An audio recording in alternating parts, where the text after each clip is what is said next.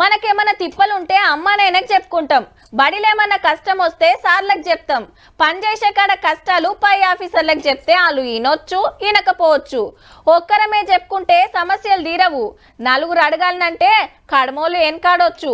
అదే సంఘం ఉంటే దానికో నాయకుడు ఉంటాడు. ఏ ముచ్చటైనా కంపెనీలతో కొట్లాడి పక్కా చేపిస్తాడు. అందుకే కార్మికులు యూనియన్ సంఘాలు పెట్టుకునేది.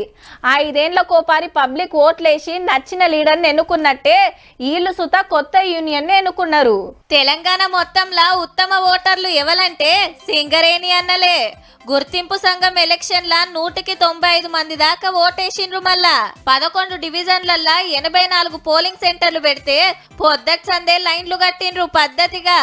ఎమ్మెల్యే ఎలక్షన్ల లెక్క ఓట్ల మిషన్లు ఉండే, బ్యాలెట్ పేపర్, సంఘాలు గుర్తులు పేపర్ మీద ఉంటే సాటుకు పోయి నచ్చిన గుర్తుకు ఓటేయాలన్నట్టు. పొద్దుంజాంలో 5 గంటల దాకా నడిచింది. 13 కార్మిక సంఘాలు పోటీలుంటే అసలు టైంలో సైడ్ అయ్యింది బీఆర్ఎస్ గుర్తింపు సంఘం టీబీజీకేఎస్. మీదికి చెప్తలేరు గాని సిపిఐ పార్టీల ఏఐటియుసికి సపోర్ట్ చేసిండ్రని సింగరేణిల గుసగుసలు. మొన్నటి అసెంబ్లీ ఎలక్షన్ లా కోల్ బెల్ట్ ఏరియాలో ఒక్క సీటు సుతా గెలిచలే మరి కారు పార్టీ.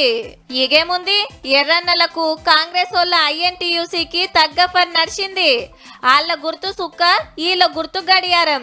ఏం తక్కువ 40,000 మందికి ఓటుంటే ఏష్నోళ్ళ దాంట్లో ఎవ్వలకి ఎక్కువ పడితే ఆ సంఘమే గెలిచినట్టు.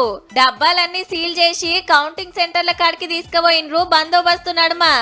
ఇక రాత్రి 7 గంటలకెళ్ళి ఎంచుడు శురువైంది. ఇంకా నడుస్తూనే ఉంది. ఏ అర్ధం రాత్రికో తెలిసేటట్టుంది.